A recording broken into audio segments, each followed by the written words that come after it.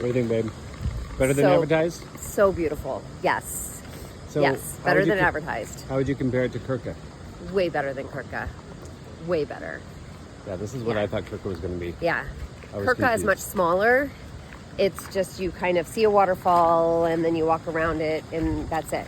This is just constant series of waterfalls and beautiful woods and walking paths, and it's just a very different, larger, better experience. I mean, they're both beautiful, but for the same price, which is expensive. It's an expensive ticket. €40 for adults, and the kids were 15, I think, euro. It was €110 total for our family. So I would pay that for here. I think it was pretty pricey for Krka. Considering you could no longer swim. You can't swim, no.